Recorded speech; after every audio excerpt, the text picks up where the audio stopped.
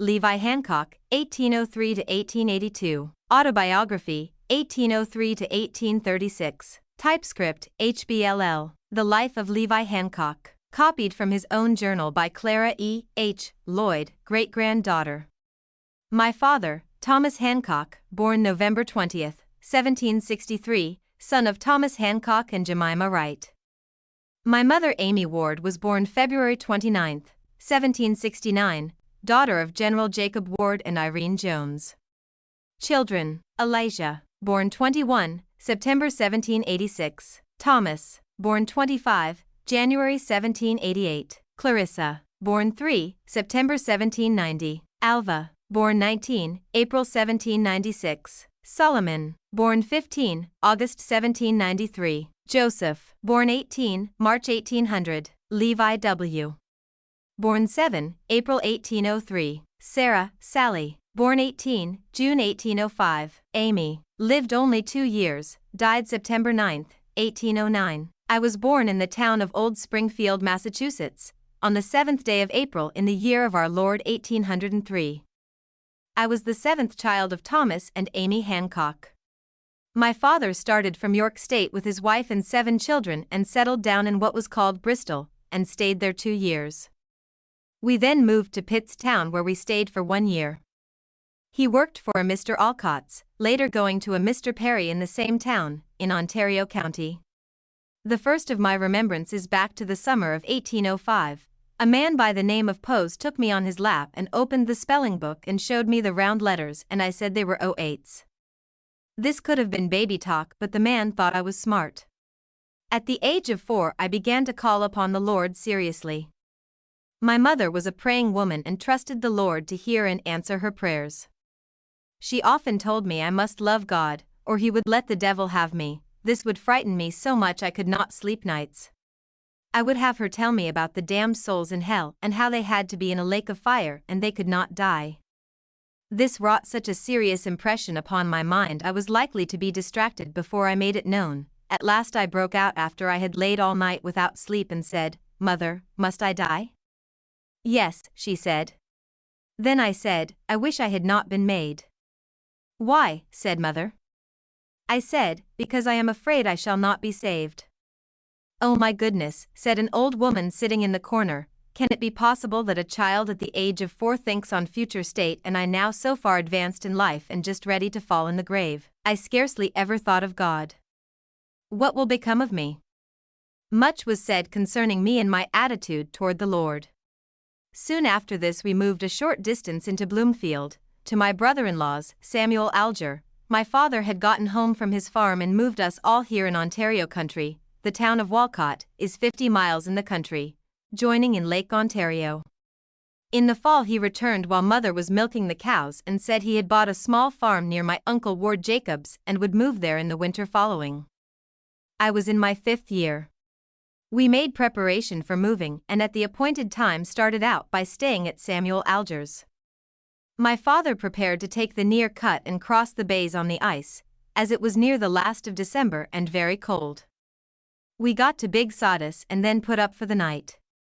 Next morning Father took an axe and went to try the ice ahead of the team. We came near the bank and in went the sleigh. How excited we all were, we came very near losing it. We saw men on the bank looking at us, and at that time, I remember my thoughts, if you were like my father you would come and help get this sleigh out and onto land. But Father, being very active, worked with the teamster and soon unloaded US children and a few other things to make the load lighter so as to be able to get it out and ascend to the bank. It wasn't long until we came to a house, and for the first time in my life I saw some Negroes. There were 3 or 4. One black man was called Saul and a woman called Caroline were owned by a Mr. Adams. I used to like to hear Saul talk. He would motion how he had to suffer with the cold and how his master would abuse him. He wished he had been white as I was and my brother Joseph. Saul's master died and he used to tell us he had gone down but that he was going up. We stayed at his place until about the middle of winter, when Silas Munsell, who had married my cousin, Dolly Ward, came and moved us to my uncle Jacob Ward's. Here we remained until spring. We then moved on to a farm my father had rented of a man by the name of Woodruff. It was here that we all took sick with the ague and fever. It was during this time when we were all in the house, which was made of round logs, the door facing west. We were aroused by the sound of a noise like a musket being shot at the northwest corner of the house. We all ran to see what it was and nothing could be seen. 1 week from that day my father's mother died. It was said by all that this noise must have been the sign of her death.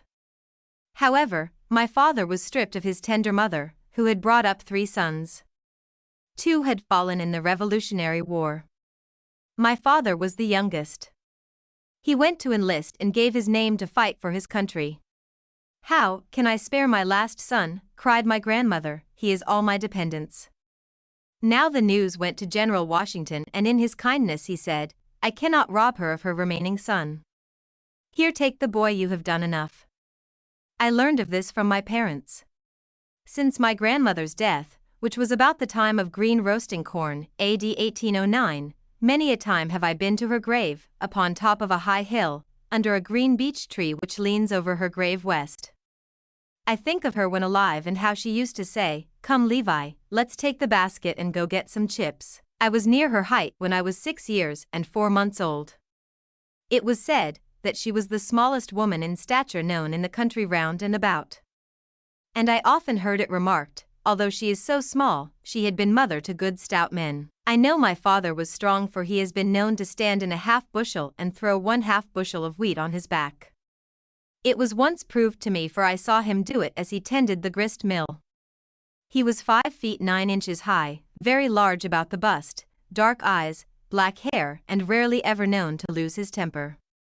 Indeed, he was called the best dispositioned man in all the country. 3 times he was obliged to fight, never was whipped once in the city of Boston. He fought a sailor, a boxer, and called the bully of 3 rebels, who had challenged the place. My father was known to be the stoutest man then, so fight he must. He said, "No, I will treat," offering the glass. It was knocked out of my father's hand by the sailor. The 3rd blow my father gave him, he gave up, whipped. Then one time he was struck in a store, or struck at by a man who got his pay on the spot. The next time he was in a tavern where a fellow threw my uncle out the door, then said to my father, "Now you must go." "No," said my father, "I hired this room for the night." But the man said, "You shall go," and took a hold of him when the squabble began. He brought my father to the floor, but soon found himself whipped hoarsely. This statement came from those acquainted with father, for he would never tell what he had done, for he didn't like to hear a man boast or brag. Now to return to the year of 1809, while we were living at the Woodruff house, as we called it. My grandmother had been dead a few days. My baby sister was very sick with the fever. Father and mother were sitting by the bed, pondering in their hearts what course to take to obtain a comfortable living for their children, when their attention was aroused by the sound of 3 strokes made on the floor.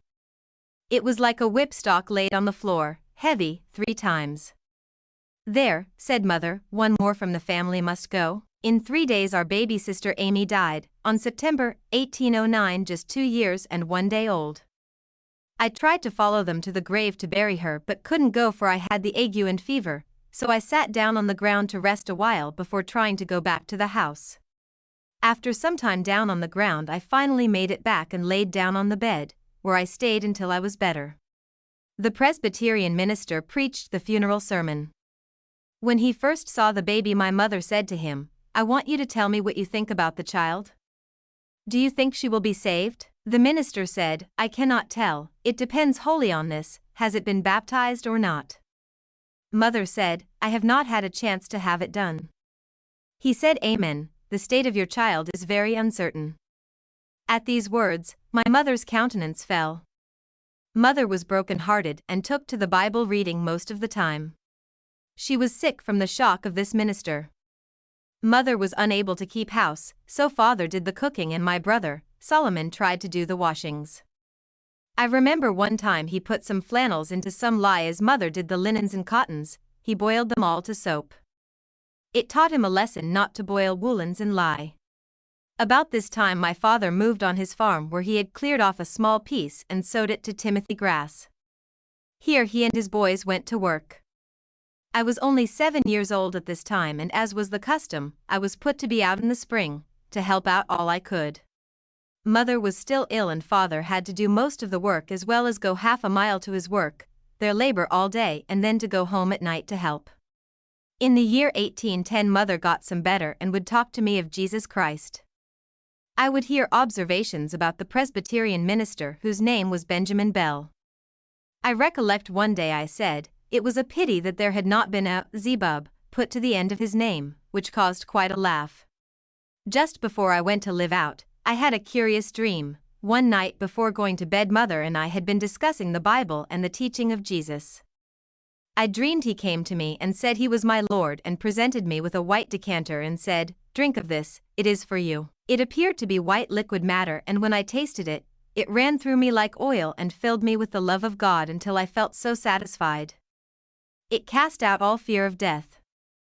I looked and saw a dark-colored bottle in his other hand, and I asked him if he would let me taste of it. He handed it to me but I only took a drop for it was the most bitter of anything I had ever tasted or heard of. I awoke with a start and found it only a dream. I told mother and she told the other boys. "Oh, the little Christian," said one. "There goes a little Christian," said another. For a while they tormented me over and over. For a while I didn't understand what they meant and supposed they were calling me something mean. I got mad and asked what they meant. "Why, you have got religion," said one. "You lie," said I, "you have got all my good feelings," and then fled. About this time father gave me a whipping for the first time. I had taken a board he had hewed out and had sawed it and made a swinging board. Father had other plans of making me a sled without my knowledge. He inquired about the board, and one of the boys said I had made a swinging board out of it. He took a little stick and gave me 3 blows.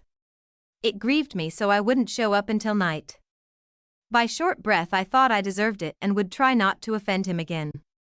My mother grew worse and I was put out to a man by the name of Eliason Tupper and his wife Lucy. The winter now is past and spring has come at last, the flowers and grass are beginning to show and are beautiful. Again I must change my home. About the 1st of May my brother Solomon came and got me and I went to live with them where I was received kindly. One of the young men tried to scare me by saying he would open my neck as I had caught cold and had a bad cough.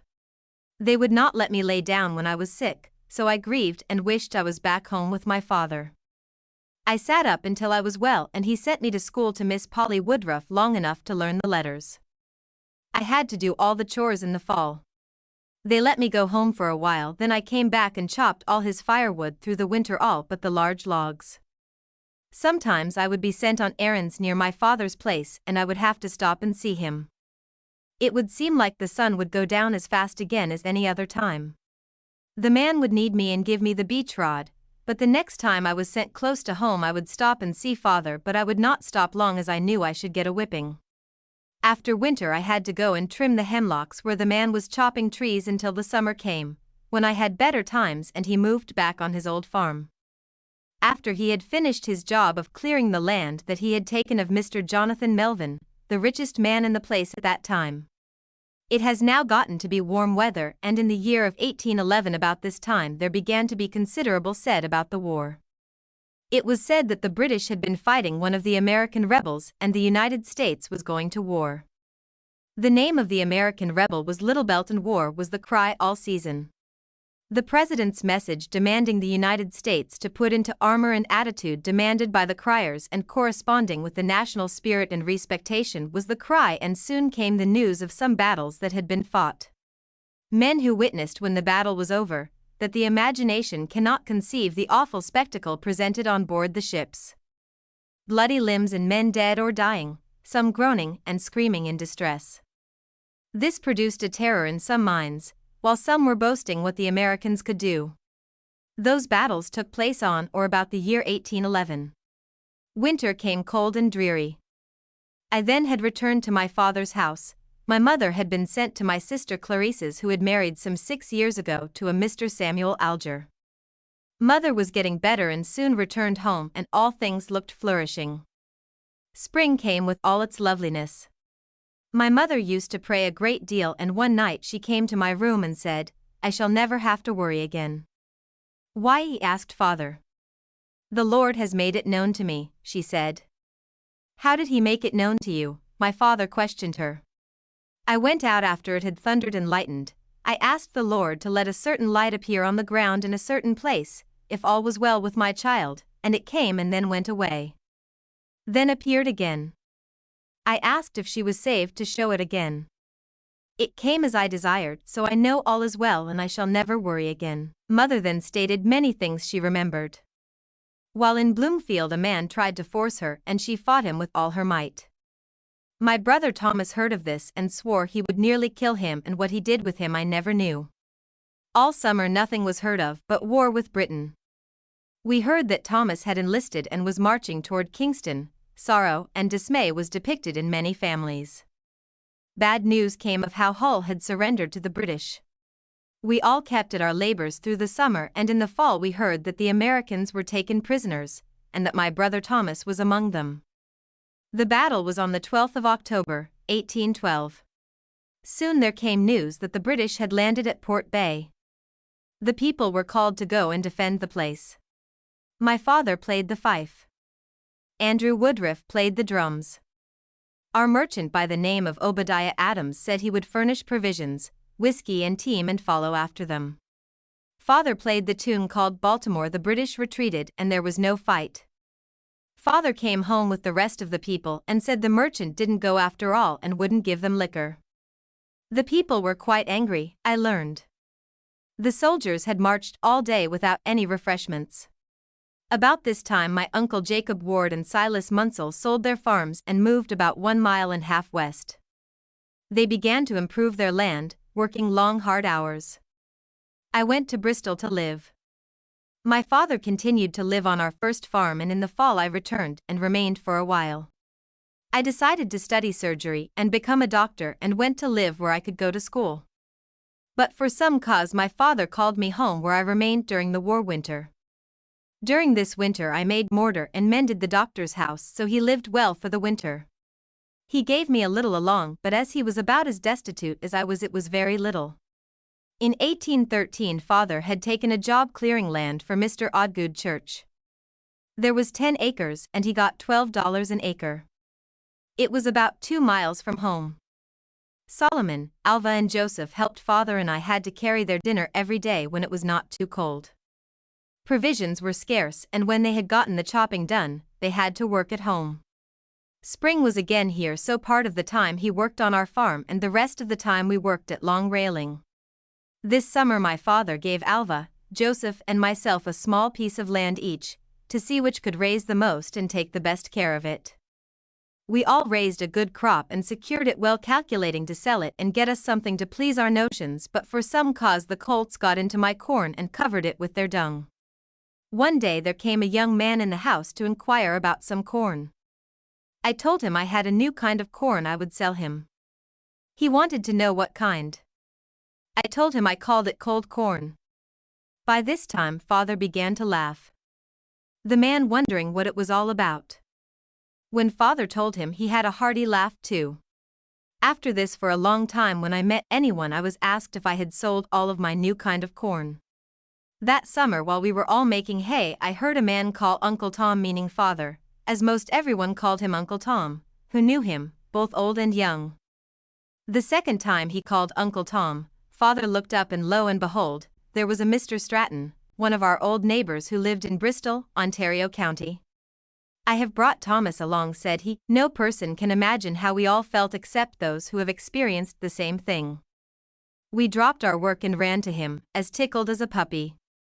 We got hold of him, father could hardly speak. Mother took hold of his hand. Why, Thomas, you are alive. We heard you were dead. I never expected to see you again. Then father began to inquire about the war. Under all the excitement he told us all how he came to enlist and was forced to camp over into Canada and fight. He had been taken prisoner and had sailed down the Lake Ontario, then down the St. Lawrence into the Atlantic, then to the United States and exchanged. He said he was tired of war. He told of his narrow escape from the Indians before he was taken. He had brought along a lovely-looking wife about 16 years old. He also had his violin he called Boston Rattle. All men who heard him play said they never heard such music. He had the touch of the master. All his tales filled us with horror of war. We had heard the cannons on Lake Ontario, and I think in the month of August following there was considerable skirmishing. My father had now finished the job of clearing the land and we could rest a little. Although our farm was not paid for, a man by the name of David Earn offered to swap land with us. He had the same number of acres and equally as good. Father made the trade and agreed to leave in the winter. The war continued, and near the 1st of October, perhaps the 5th, Commodore Chansey fought and took 7 of the British squadron. I heard the cannons roar through the whole action. This is all the battles I heard except when Oswego was burned, which was about 14 miles off. Often the news would come different actions by sea and land until winter closed the scene. We now prepared to change our place and leave the land we had labored to clear in order to see our food. It was here I had spent many joyful days with the children. I stood by the window and saw my Uncle Jacob Ward's house in the thunderstorm knocked down by lightning. In a few days my uncle left there, and soon after I had the pleasing dream and tasted the white oil from that white decanter from the lovely hand of the person who presented it. In January 1813 we got our new farm, and truly it was a lovely place. There were apples, peaches, cherries and other trees aplenty.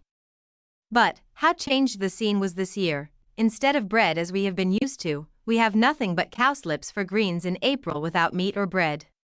Flour could not be had at any price, and the corn was cut off by the frost. We had potatoes tops, then pigweeds. All summer was a famine. I recollect my mother went to a Mr. Plank's who owned a grist mill, and the old lady sent a loaf of bread home to the children. We each had a small piece. It tasted better than anything I ever ate save the sweet liquid of my dream. This summer my brother Solomon had bought a piece of land near the lake and was to work clearing it up. We got out of provisions, and a young man by the name of George Olmsted went to him and took half of all the flour he could raise, about 50 pounds. He said he would not see him go hungry and gave it to Solomon. They used to be playmates. He would take nothing for it, for their hearts had been knit together while young. They used to whistle together, until Solomon joined the Methodist Church. He once played the violin. He had bought it from my brother Elijah in about the year of 1811 and had learned to play a few tunes on it. Soon after mother got well he used to talk to her, and he became quite serious and took to singing.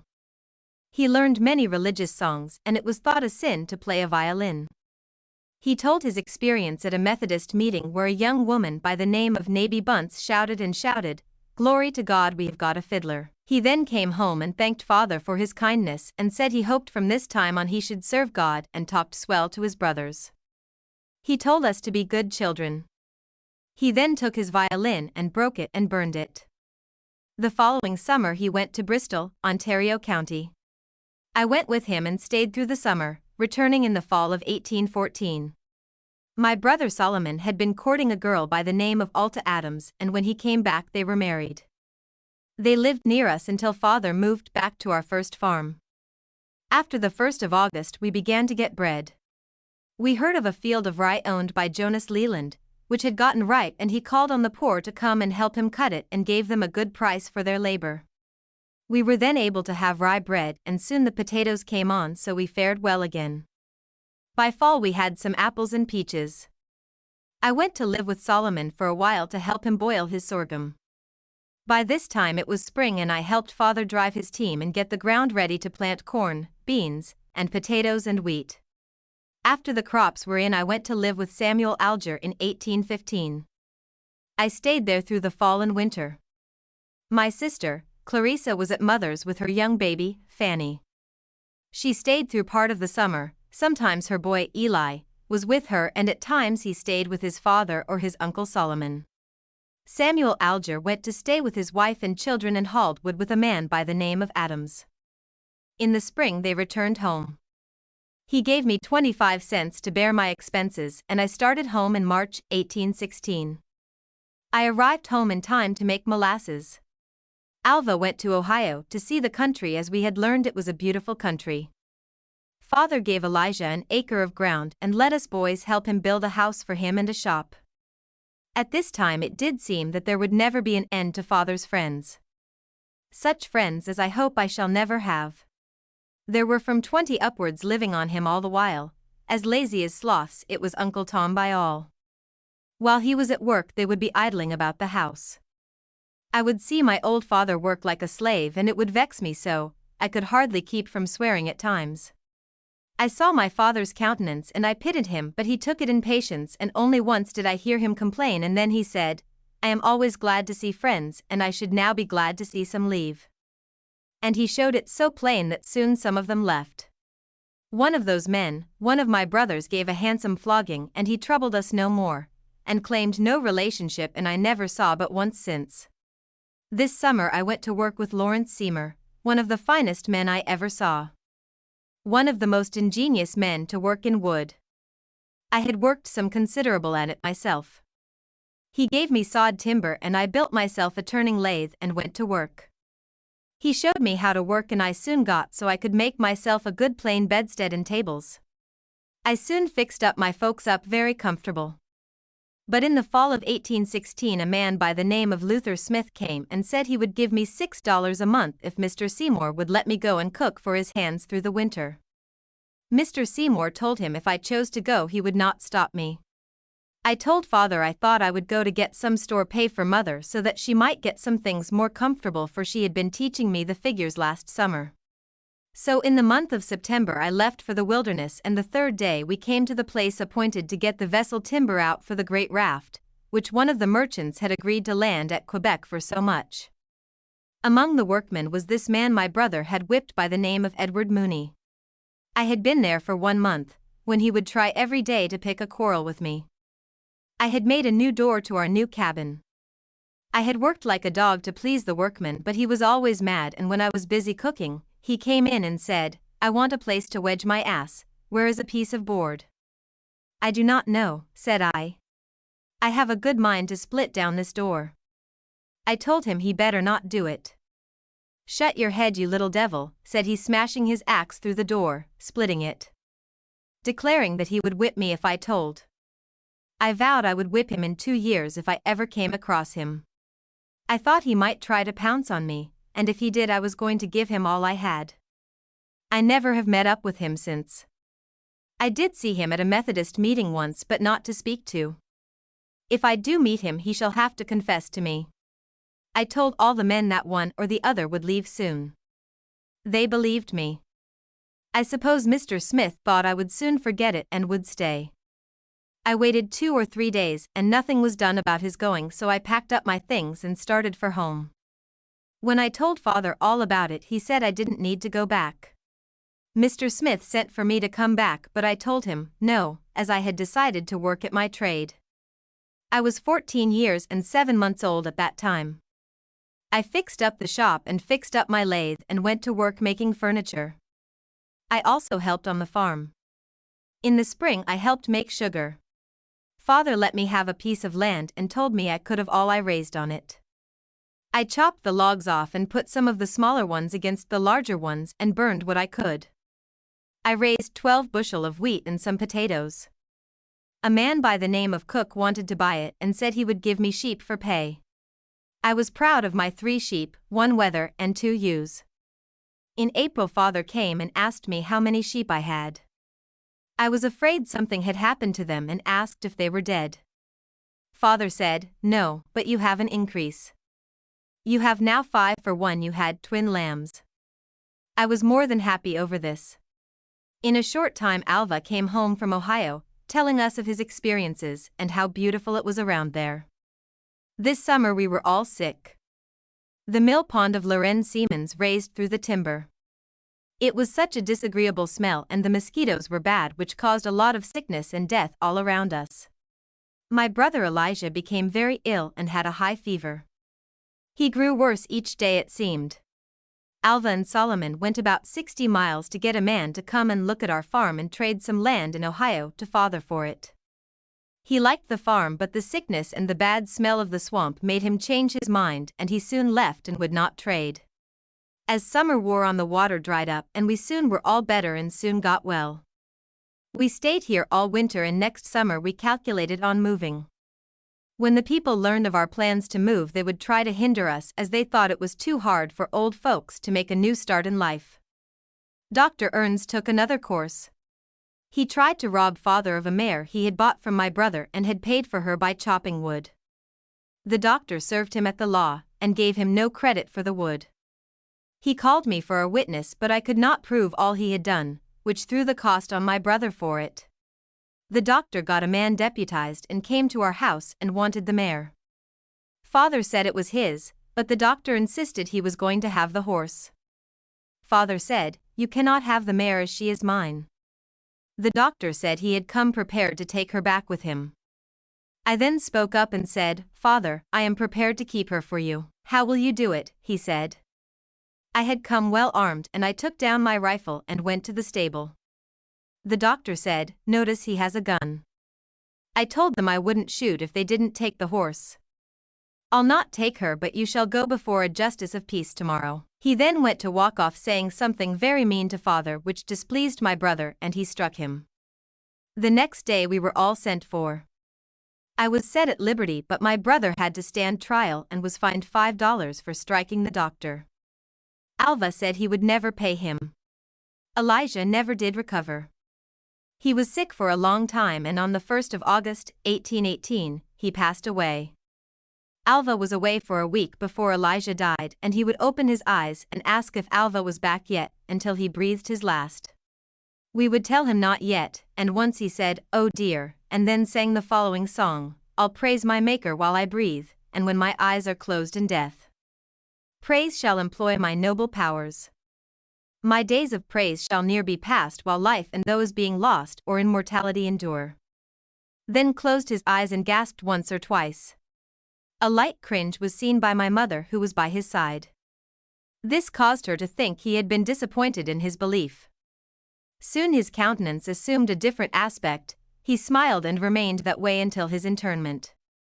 The evening he died, Alva came home at about 9 o'clock and said, "Elijah is dead, isn't he?" We told him yes, he was gone. "Well," said he, "I have seen that thing tonight I never saw before."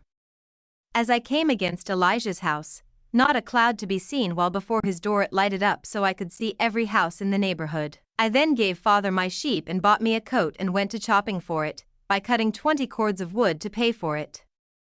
I next bought me some pants and my father bought me some shirts and a vest. Father sold his farm and trusted it out for 5 years. He then began to prepare to move in the winter. He settled all his debts, collected in all we could and then visited our friends through the country. On the 1st of January I started out alone to go to my uncle Levi Bristol's in Manchester, Ontario County. The counties here have been divided. Walcott is now in Seneca County. I traveled through Clyde, formerly called Galen. I at once called at the blockhouse. I there inquired for Vianney and went there and then on to Lionstown and then to Manchester. I finally reached my uncle's that night. It was the first time I had been there. The following day our people came and it truly was a time of rejoicing. Here I saw the young Bristols that I had heard so much about. The stoutest men in all York State here. I saw the mother of Clark Bristol for the first time. The daughter of my little grandmother, who was about 4 feet high, who sleeps in death now under the leaning beech tree in Walcott near the cranberry marsh on the high hill with my sister by her side. If ever I rejoiced in my life it was with my father's sister. This woman would make no more of lifting off and on the fire her 5-pail iron kettle than my mother would her dish kettle without being filled.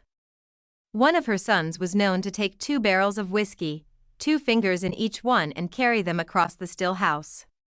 The boys here loved me and liked to play with me, and sometimes it would seem as if the smallest one would almost crack my bones when he would get hold of me. My uncle declared how he loved my father. It made no odds where father went, or brother Tom he called him. "I want to be with him," he said. "If he goes to heaven I want to be with him, or if he goes the other place I want to be with him." We could not leave here until sometime in February. While we were here I traveled twice to Bloomfield to see when Thomas would start for Ohio.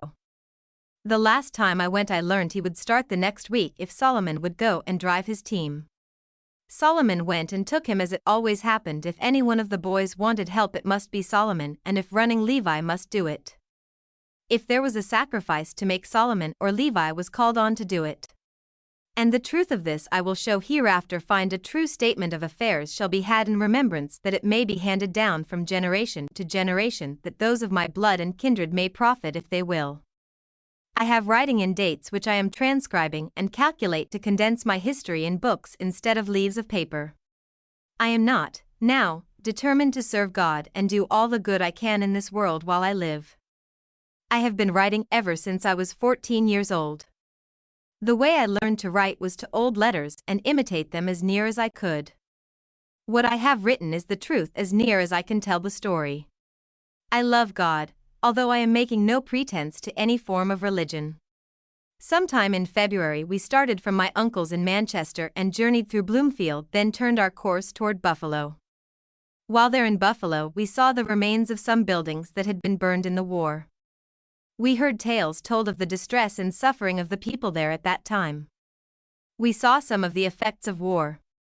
We then went on down on the lakeshore and saw for the first time the little cloud hanging over Niagara Falls. There I saw what I had been hearing of and knew what Thomas had told of, how he had looked off the banks and drew quickly back a little below.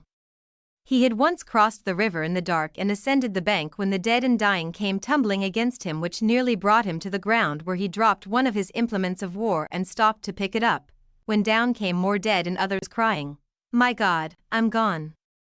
Oh, what a sight to see! It makes your blood run cold. Though soon he did mount the bank and there more than 2,000 bayonets were playing. Thomas mixed with the others, and with that unquenchable spirit of 76 he assisted in clearing the ground of the Britons until day, when the battle was again renewed. Often I have heard him say when he was fighting he thought there was no Britons fall until the order was charge bayonets. Again, when he came within a few steps of them, the Britons retreated there. He also beheld the dead, which gave him fresh hope and victory. Queenston was soon in the hands of the Americans, and the cannons spiked and the British general slain. His name was Bragg. We continued our journey up the river for some time. At times we traveled on the ice and sometimes on the land. The snow was now falling on the land. The 1st of March another snow came, so that we could move ahead faster. We soon got to Erie and camped out of our way as we were lost. We finally found the right road, and by some means or other we lost our father, who was ahead in another wagon. We camped that night within about 1 mile of him. In the morning we tried to catch up with father, for we found out he was ahead of us. In the afternoon he began to think perhaps we were behind him and began to hold up. We saw a man coming toward us, and he told us that father was about 1 mile ahead. We soon overtook him and made camp for the night. The next morning we all started on our journey, but in a few days broke our wagon and paid the highest price to get it mended. We then went on about a mile and it broke again. We were forced to stop, and the man we stopped with was kind to us. He made no profession of religion. He had a young son who was a Methodist preacher. I went to work and bought some flour and some whiskey for my father and the old man Curtis we were living with. As nothing made these 2 old men happier than to drink a little sometimes, and as good-natured as men could be. I liked to see them enjoy themselves together and hear them talk. We stayed here until Solomon came from Chagrin with another wagon, and we started on our journey again with him. We asked Mr. Curtis what we must pay him for house rent. He said nothing and offered to pay for some whiskey I had loaned him. I told him I wanted nothing for it. He wished us well and a pleasant journey. We arrived at Chagrin about the 1st of April and put up at George Minter's. I heard him tell how he had once been tried for murder in Ontario County and had got his certificate and sung a song he had made about it. But something would whisper in my heart all the while, "You have once killed a man for his money." I did not want to stop there, so father rented a house of Charles brought about 6 miles from here, so we moved to this new place. I borrowed some tools and made a table and hired out and got some shoes. I helped father plant his corn on rented land, about 10 acres. This was the first good seed corn I had seen. About the 10th of May, 1819, I asked father to give me liberty to go with Mr. Brott and cut a beech tree. Father said I could go, it would be good experience for me. We started and soon came to the bee tree. It was a very large tree and the bees were in a large branch of a high oak. I took a chalk line and climbed a tree standing nearby. We had a log against it, and from that I got on the branch where the bees were. I let the line down and drew up the axe and chopped the branch off, and down went the bees. I descended and saved all the honey. He offered me no pay. I thought I could not stand that. I then continued to live the best I could from place to place until spring. About this time we were making sugar. I sat down and wrote the following, April the 11th, 1820. Know all men by these present that I, Thomas Hancock of the town of Chagrin and county of Cuyahoga and state of Ohio, do hereby give unto my son Levi W. Hancock his time, and from this time until he is of age, and furthermore I give unto him all his earnings. In testimony thereof I have set my hand and set my seal. Thomas Hancock. My father signed this the same day. Next day I went to boil some sour sap into molasses. I left for Chagrin and went to work in a cabinet shop with James Spaulding. I stayed there until the 1st of May. One day I had been to work with him building tan vats for a tanner nearby. When coming home I went to the tub to wash me, and just as I went to stoop over, a young man standing by put his hand in the water and threw it in my face. It was so sudden I threw up my head, and not knowing Mr. Spaulding was behind me stooping over to wash the back of my head. When I raised up I hit him in the nose, making it bleed. He swore at me. I told him how I could not help it, and after I had explained to him he was still angry and would not hear, but blamed me and said I ought to be whipped. I told him I knew I was not to blame, although he bled like he had been fighting. I told his wife I was going to leave. She ran to him and defended me, so he came and said I should not go. But I had decided if he didn't believe me I would go anyway. I gathered up my things and told him goodbye, and then went to my brother's and stayed 1 or 2 days, then went to my father's where I tarried for about a week. I bought some clothes of my brother Alva and put them in a chest and calculated in the fall to return and get them for winter. I then went and started without purse or scrip into the wide world, not knowing where to go. I went through Chagrin, Painesville, Austinburg, and there inquired if they could tell me where Lebanon was, as I had a sister living there. The man asked me who she was, and I told him her name was Alger. He said he knew them well and directed me which way to go. I took the course and traveled until sundown, and then asked a boy how far it was to Lebanon. I learned it was 6 miles farther, and that I had already traveled 44 miles that day. I asked the man if I could stay there that night. He said yes, and gave me a good supper and breakfast. The next day I went on to my sister's. I had not seen her since she lived at my father's in the time of farming with Samuel Alger. I lived with my sister and helped her husband Samuel build some fine buildings and one sawmill. He was kind to me here. He gave me rest and was pleased to see me enjoy myself. All of the people were my friends. While he lived in that town he taught me many things I did not understand. My sister was like a mother to me. He never made me work, only when I pleased. I found he was a man of influence among the people. He gave me paper and ink and let me write as much as I pleased, and clothed me also. I went among the young people where I had not been used to. I used to play the fife and flute and was not easily beat. I sometimes played the violin too. Samuel was a lieutenant in the Ohio militia, and when training came I was sure to have some new tune that suited the fancy of the people. Always I was asked to feast with the officers. This I enjoyed very much. I went to some dances that winter and practiced music a part of the time. I helped Samuel's eldest boy do the chores. Next spring we were calculating to work at the Janers, working together. I was getting to be considered stout, though small for my age. At this time I weighed about 95 pounds. And not a boy of my age was found to be any stouter or more active. One day Samuel Alger and I were asked to come to a log house rolling near the east end of town, where I for the first time saw him lay out his strength on a large clum log that some stout men had been lifting. When Sam went to the butt end and lifted it so easy that it caused the whole crowd to wonder. A man by the name of Stephen Bishop then wanted to throw him down and said if he could get him just where he wanted him he could throw him. Samuel let him take his leg and in his arms, and when he would say he was ready, Samuel would throw him easily. Apparently as easy as I could a child that had just begun to walk.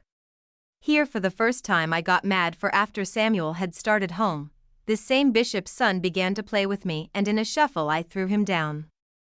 The old man was mad and came at me and pulled my hair and tore off my apron we used to wear to handle timbers with to save our other clothes. He said, "You damned little cur." I saw he was mad and asked him to stop and explain himself. He continued to pull my hair.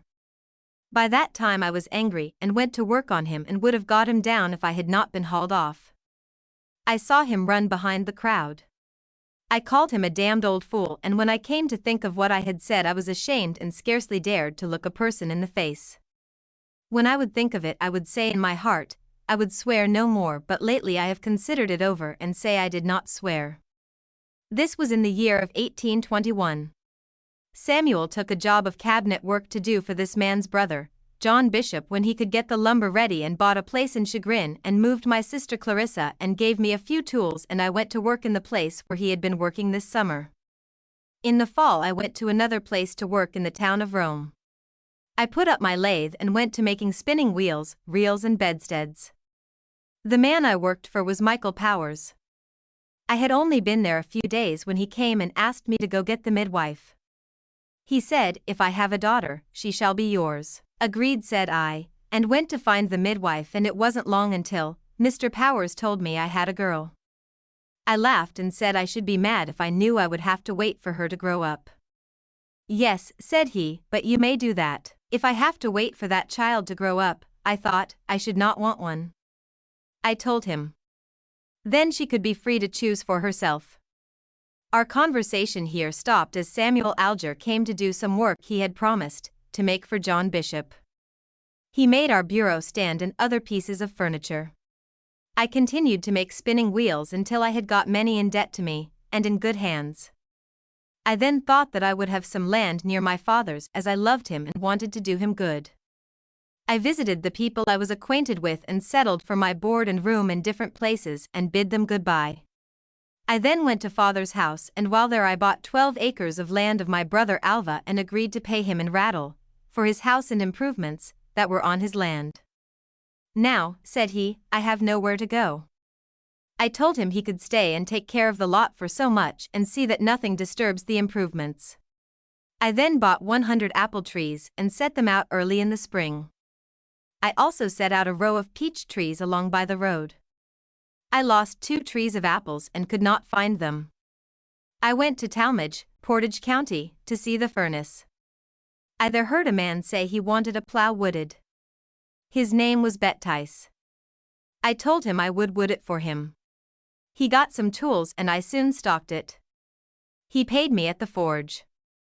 I took the bag of grain and came home. On the way I found my 2 apple trees, but they were dry, but I thought I would set them out and see if they would live. I went to Lebanon and helped Samuel Alger cover the house for Elijah Peck. After he had enclosed it he went back and I continued to work about from place to place through the summer. In the fall Samuel returned and went to work for a Joseph Miller. This season I signed a petition to have Lebanon called New Lyme, as most of the people were from Old Lyme, Connecticut. The position was granted and the town is now New Lyme. I went to Wayne Township and worked for a cousin of mine by the name of Sylvester Ward. I did part of the gunning on his sawmill in a month's time. I returned and went to Mr. Miller where Samuel was to work. It was here that I became acquainted with that good family. After I had been there a while they all agreed to give me an invitation to stay with them. I accepted the invitation and stayed through the following winter with them. I worked on his new house. He was rich and free.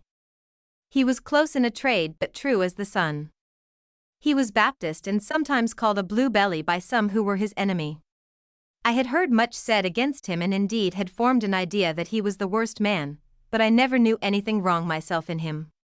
Samuel Alger had now gone home to his family in Chagrin and I had to work alone on the job. This was the year of 1822. I was about 19 years and 6 months old. About this time I made a bargain to build with Richard Tyning. I took my tools and was to take a job of work for his brother-in-law, that is to enclose his house, and he was to give me half of the pay. Accordingly we commenced in April 1823 and in about 6 weeks we finished the job. I then went to Chagrin and paid Alva the first payment on my place. I later returned and worked on the house of Mr. Miller.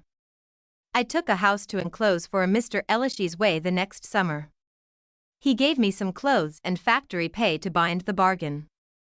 In the spring my father came to see me. I was painting some chairs when he came. I was so happy to see him and went with him to my Uncle Benjamin Ward's in Wayne for a visit.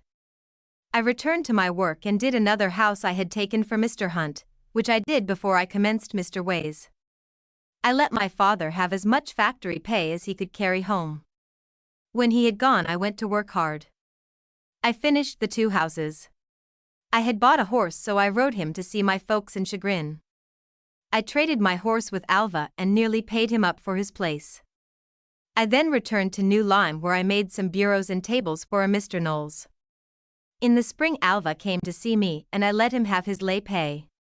Then I learned that the land he had sold me, I could not have until father had paid for his land. So I waited contentedly and let him continue to live on the place, never asking him for rent. I went back and found I had money and cattle due me enough to pay for my father's farm and that too, and had cash in my pocket. I had all the things I wanted to make me comfortable. I wore the best clothes and all around me were my friends. I took a schoolhouse to build or enclose. I sold my cows and took good men's notes for it. My brother Thomas came to see me and he was almost worshipped being a brother of mine. He was called the best player on the violin ever heard by the people. He would play and sing very well. There was continually a crowd round to hear him. The Baptist man Joseph Miller was charmed with it and said he never heard so sweet music before.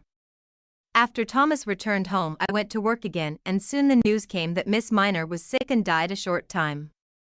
The first person grown that had ever been known to die there in this town.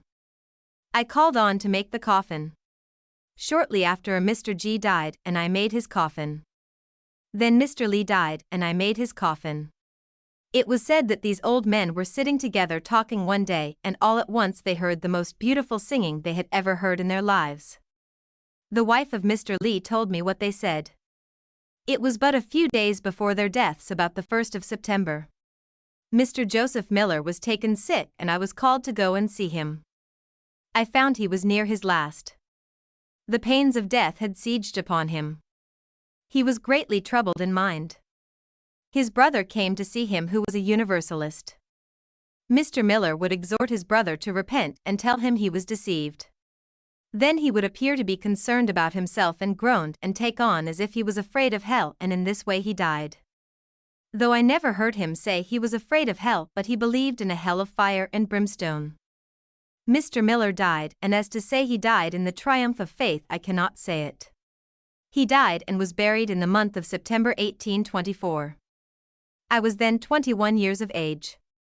There was soon a marble placed at his head and on it was printed Joseph Miller, who emigrated from Lyme, Connecticut at a certain time and died September 1824 in the triumph of faith. This man was a good man and he showed it by his works. He sought with all his heart to serve God. He minded his own business. He never slandered any person and as honest as any man in those parts, but when I look on and see a man when dying act as he did, I cannot say he died in the triumph of faith, and I thought at that time if you believed as I do you would die as easy as to go to sleep. I do believe in God and believe him to be much better than I, as I was better than the most cruel tyrant. I was thought once to have made a reached speech when I heard a man speak of the torments of the damned. I said if God would do so he was worse than I and I could prove it. All the proof I would bring was my own testimony, and that is this: I know I never would torment a snake that would bite me, but kill him, and then I had got him out of the way where he could do no more harm, and that was enough for me. This was a belief that was growing in the minds of many, but it was not much spoken of. If a man sinned his soul should die. This caused me losing the soul that sinneth. It shall die. God by Ezekiel cried.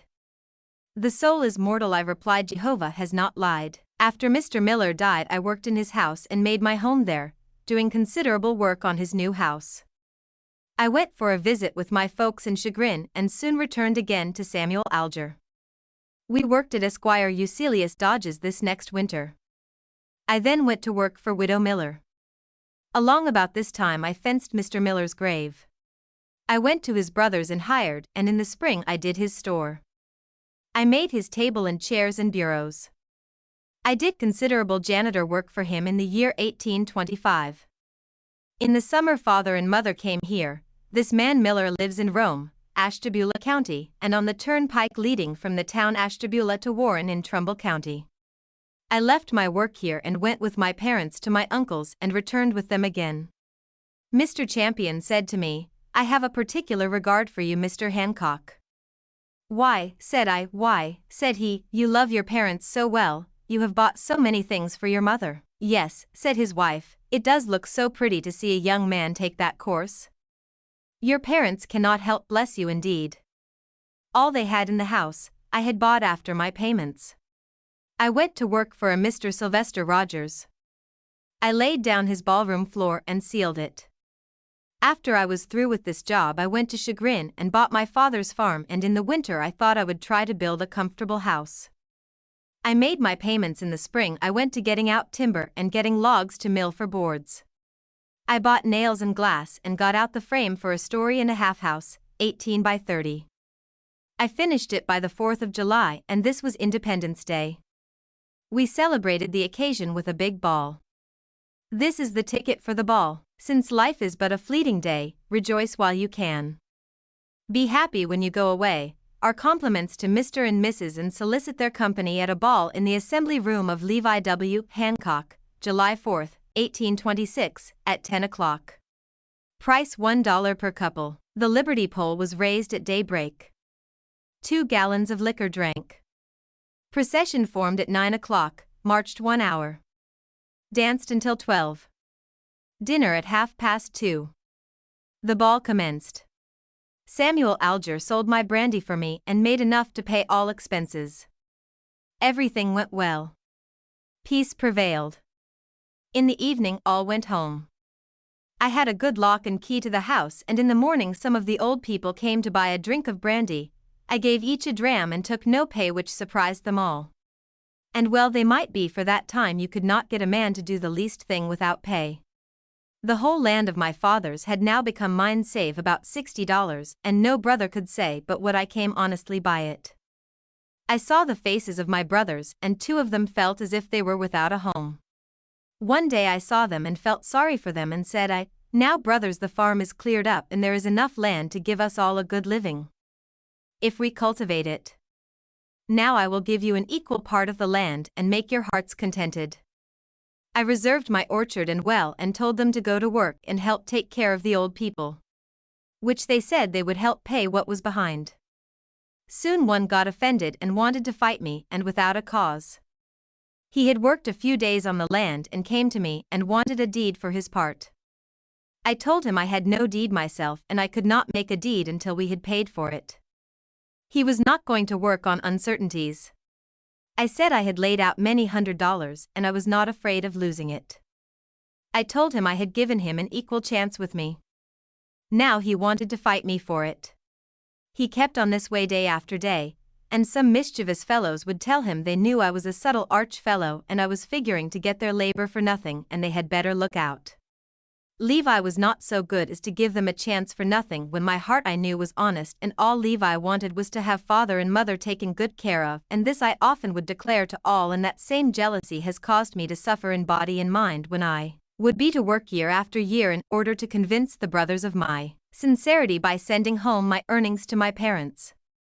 Many times did I ask one certain brother to stop and reason a while, but he would listen to an enemy rather than me, who had it in my heart to do him all the good I could and had showed it by my works, for I had already given an equal chance to this raging brother of mine in the farm. I held in writing that I had paid for by my own hard earnings, as the interest had almost got it out of the power of all the Hancocks to redeem. I redeemed it myself with my own hard earnings, and it shall stand recorded to be handed down, that those who may see this, whether my children or Joseph's, it is the truth and nothing but the truth. I had it in my heart to do good, and he did misuse me in quarreling and wanting to fight me.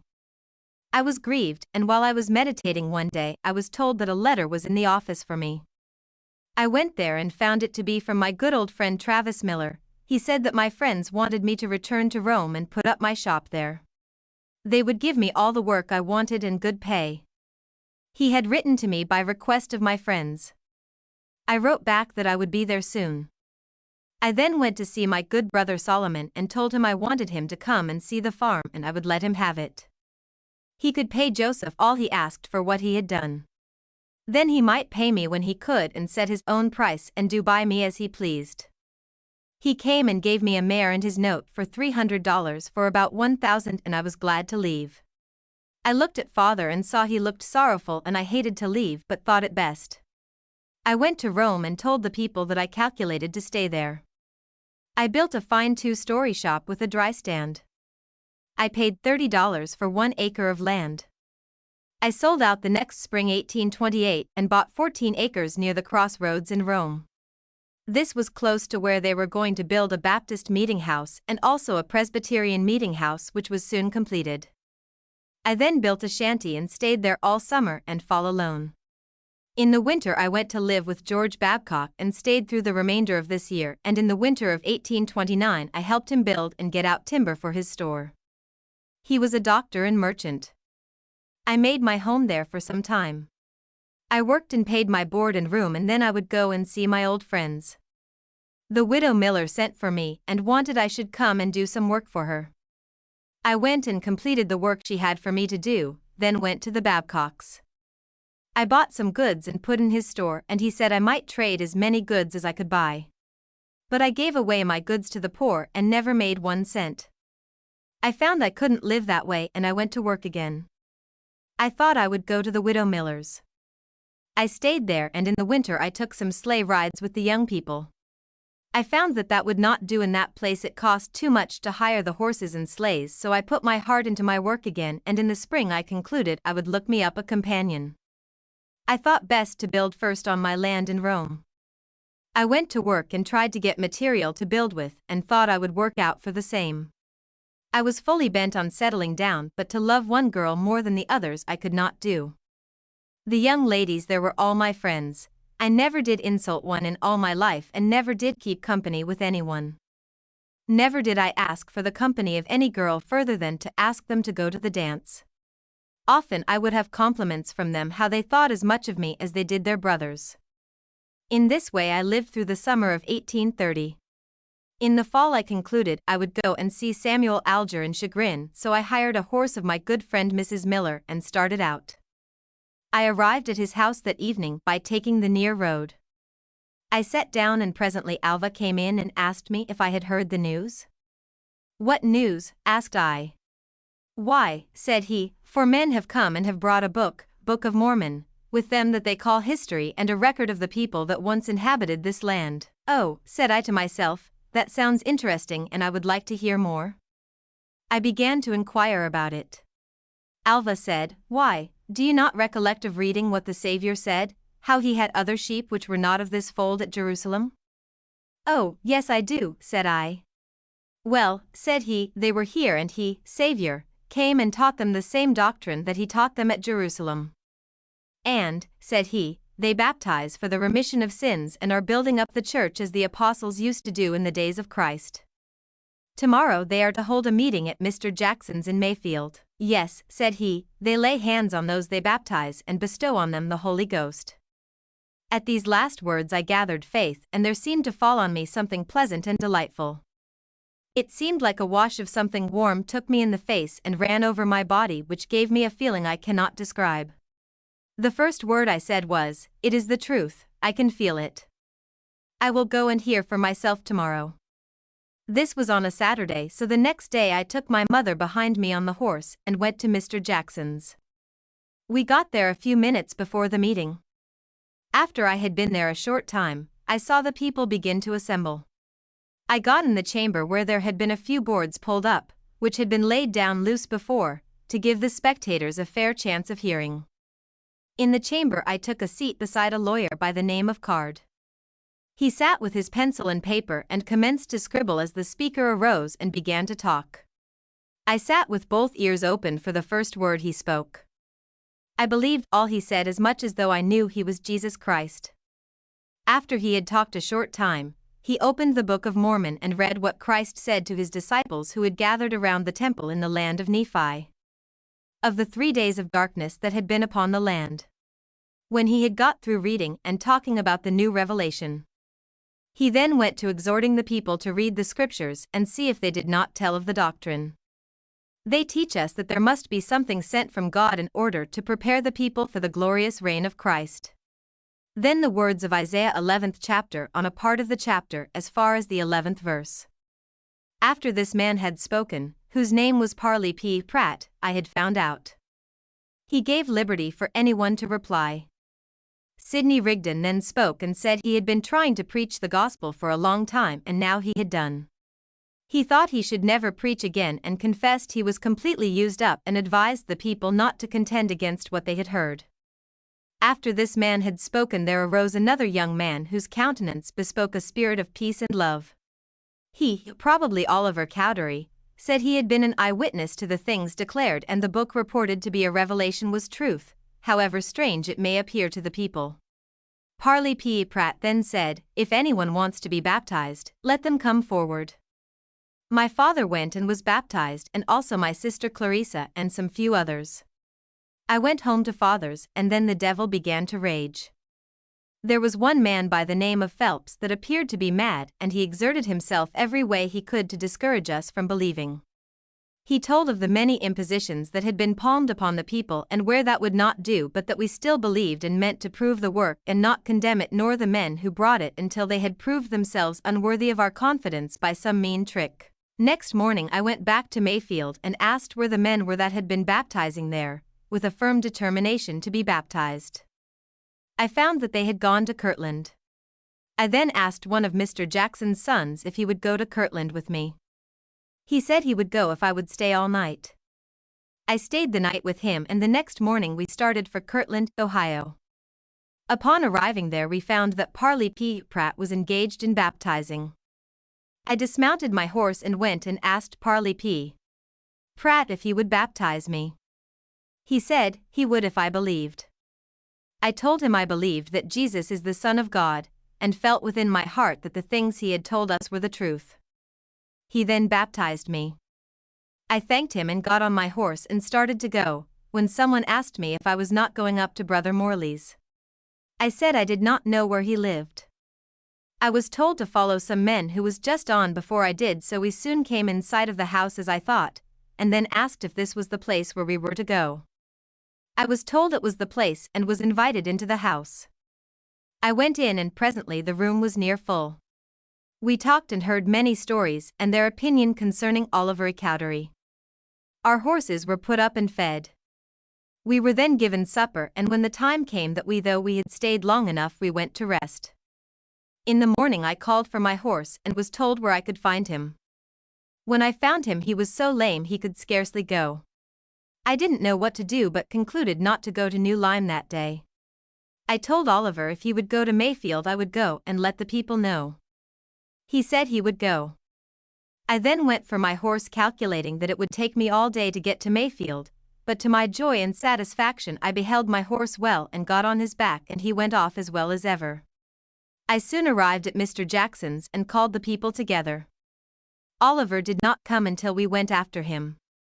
He came and talked a while. Lyman Wright, White, and myself had been talking to the people the first evening I came. It was the next day before Oliver Cowdery and Ziba, Peterson and one of the Whitmores came. They held meetings and baptized some and in the evening they confirmed many members of the church. The next morning I was ordained an elder.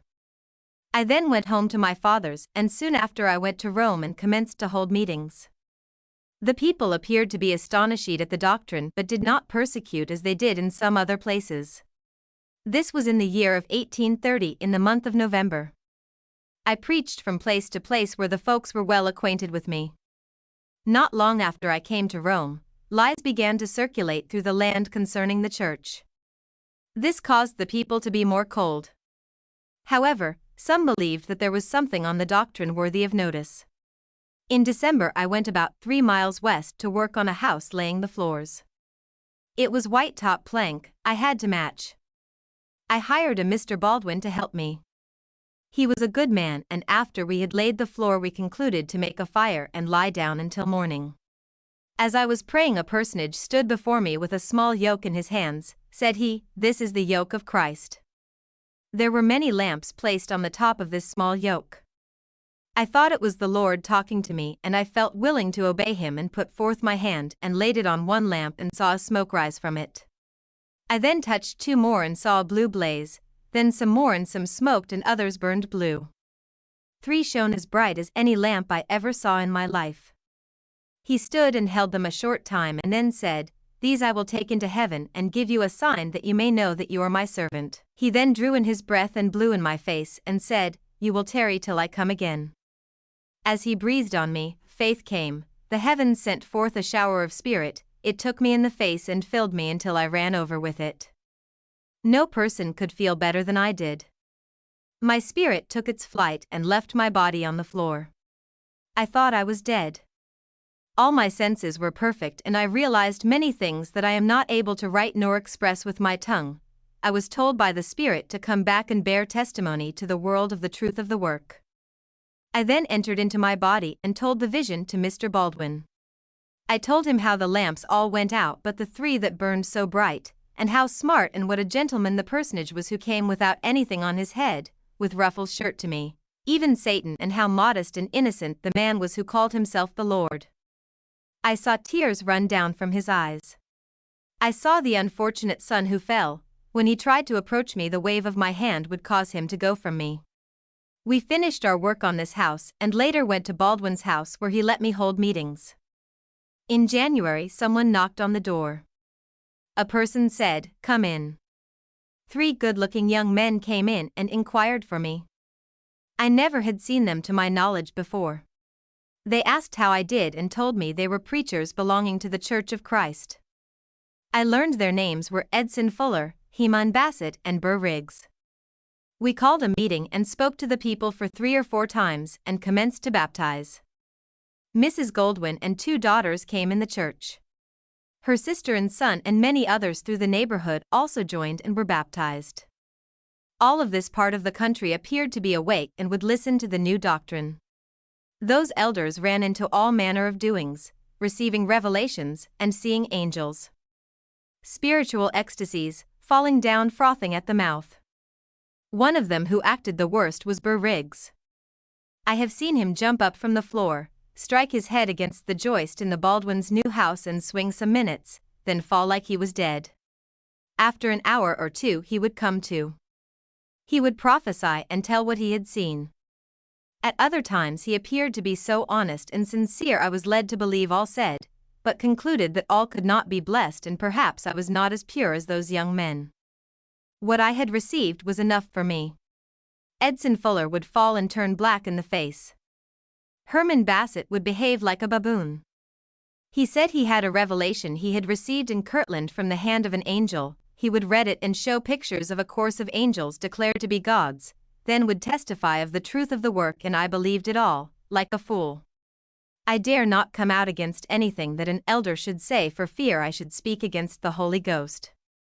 I let them go on in this manner until the people got mad at them and tried to convince me that I was led astray. They said I was honest and the dream I had they did not doubt, but the doctrine was false. One girl said she would rather go to hell than believe it, and in a short time she died. I could not help thinking she was taken at her word. There were many that said nothing that belonged to the church. All of this took place in the winter of 1831. By February we started for Kirtland. I bore the expense of them all. We took north on the turnpike leading from Ashtabula to Warren, Ohio. We traveled on to Austensburg and put up there. I saw a man by the name of Kroll. I was slightly acquainted with him as he was a lawyer. He said he would keep me but not the others, so I thanked him, and we all went to the tavern and I paid the bill. The next day we went on to Unionville where we stayed overnight. I paid all the bills there too. The following day we got to Painville. As we were all weary we were glad to rest. We found brethren here who said they would take us to Kirtland the next day. We had been traveling through snow, which was deep, and I was so lame I could scarcely walk. I had paid $1 to a man this day to haul just 4 miles. The next morning Brother Harvey Redfield took us to Brother Isaac Morley's, who was a cooper by trade and one of the most honest, patient men I ever saw. The company he maintained looked large enough to bring on a famine. I do not know if they lived on him all the time or not. While I was in the room at Father Morley's, as we all called him, this same Herman Bassett came to me and took my watch out of my pocket and walked off as though it was his. I thought he would bring it back soon, but was disappointed as he sold it. I asked him what he meant by selling my watch. "Oh," said he, though it was all in the family. I told him I did not like such family doing and I would not bear it.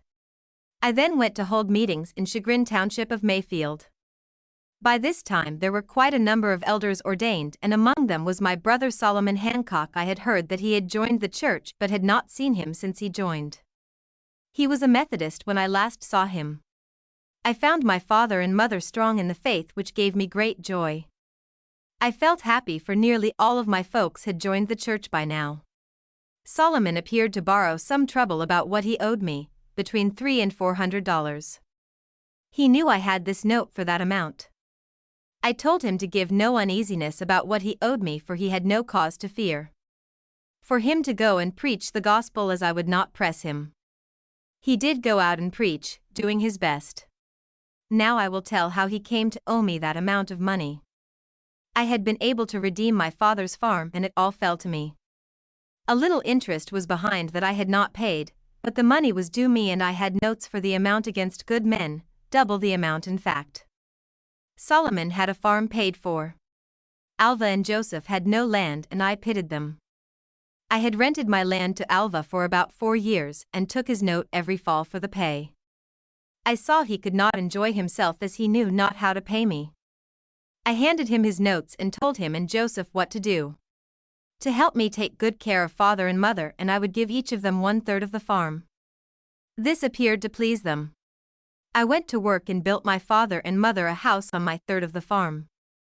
I must have paid out almost $600 there, but Joseph would quarrel with me and I let Solomon have it for half price and took his note and went to where I had formerly lived. Oh, how I tried to do my folks good, and now I defy them all to prove to the contrary. I said, what more could I do to my father's house than what I had done? Oh, whiskey, whiskey, it is whiskey that causes my brother Joseph to distrust my heart, when I have been so kind to him. My father loves his children, and when I would do them good, it made him happy. Yet, I cannot make Joseph believe but that I want to take advantage of him. He thinks I shall rob him of what he does on his part of the farm, when it has not cost him 1 cent. I said it was whiskey that made him so he could not see.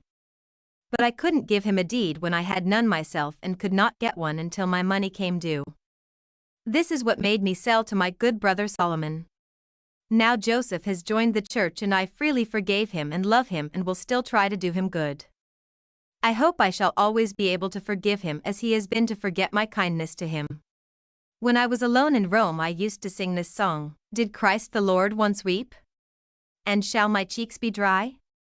Oh, no, my heart is filled with grief, and tears burst from my eyes. The Son of God in tears, did e'er his people weep? Be not astonished, O, my soul, since thou thy tears can't keep. He wept and I will weep, for friends I'll shed a tear, and are they so in heaven bound? They have no weeping there.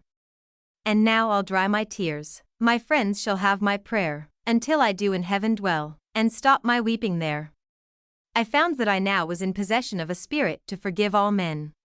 Spring has come. I go to the west. I went through Cleveland, Ohio, holding meetings along the way. Went through Alena into Brownhelm, where we held meetings and baptized and confirmed 71 at one meeting from under my own hand. I felt so happy and blessed.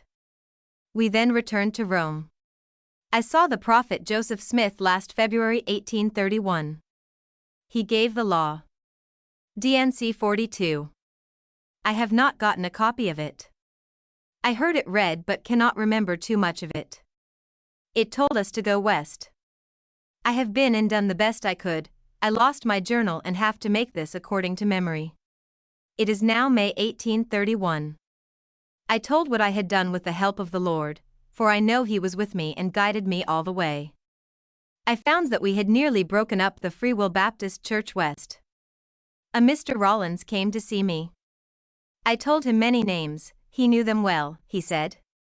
From that time on he did not appear to want to see me, as he had been their preacher before and now his flock had left him. There was an old sister there that told him a dream she had before I got back there. The dream did not please him.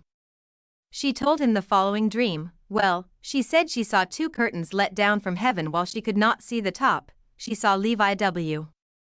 Hancock walk between them until he came to a large field.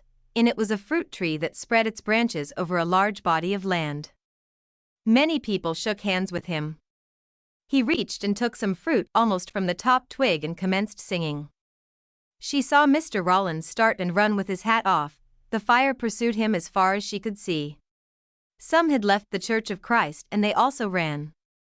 I began to see what the dream or vision of mine meant about the lamps. Most of the people had gone out and I then told them of it. What few believed said, the smoky and blue blaze lamp had gone out. I then put it in rhyme. Hark, brethren, who believe in dreams, and hear me tell what I have seen, because the Spirit I have sought, some pleasing things to me has taught. Once I lay down and to repose, in solemn prayer my eyelids closed, and soon a person I did see, who then began to talk with me. He was the one to whom I prayed, and this I learned by what he said, when I to Jesus Christ did cry, this personage was standing by. A small yoke had and neatly made, and he unto me gently said, This is the yoke of Jesus Christ, that you behold worked out so nice. There was some lamps upon this yoke, that I beheld, and then he spoke, and said, These lamps I've brought to thee, lay your hands on and light for me. As soon as this my Lord had spoke, I did and saw nothing but smoke. I laid my hands on the next two, that gave no light but did burn blue, and touched some more and saw a light, and 3 of them did burn bright. These 3, said he, I'll let you know, shall with me into heaven go, and now I'll give you a sign, and you shall know that you are mine. The Holy Ghost you shall receive, and then into my face did breathe. The Spirit then did fall on me, and out I went from my body. My spirit soon away did soar, and left its dwelling on the floor. The thoughts that came into my mind, was surely I have gone from time, into eternity to dwell, was well, all things I thought, with me, eternity transporting bless this. There not, I thought could equal, the Spirit that did on me pour, made me suppose all trials o'er. While filled with love I had no fear, I had forgot all friends so near, until I thought what will they say, when they behold my dead body. Go with thy friends and there remain, said Christ, till I shall come again. When I return I'll come to thee, and then my glory thou shalt see. I then into my body went, to warm my friends was my intent. But oh, how changed was the scene, when I beheld it was but a dream. The end. I told the prophet Joseph Smith my vision and sung him these verses.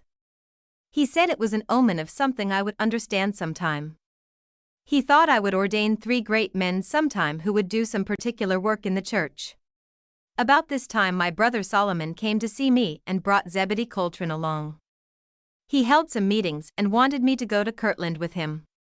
We started the latter part of May and arrived there by the last of the month. I learned that on the 4th of June there was to be an endowment of some elders. The 4th of June came and we all met in a little string of buildings under the hill near Isaac Morley's in Kirtland, Geauga County, Ohio. Then we all went to a schoolhouse on the hill about 1/4 of a mile ascending nearly all the way. The building was built of logs. It was filled with slab benches. Here the elders were seated and the meeting was opened as usual.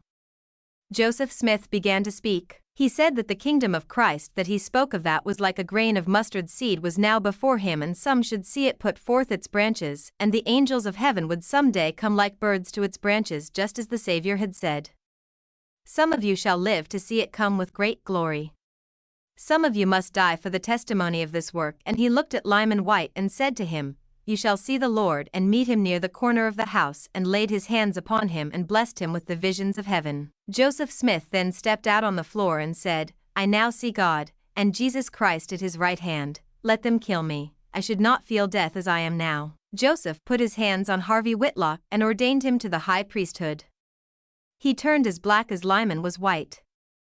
His fingers were set like claws. He went around the room and showed his hands and tried to speak. His eyes were in the shape of oval O's. Hiram Smith said, Joseph, that is not of God.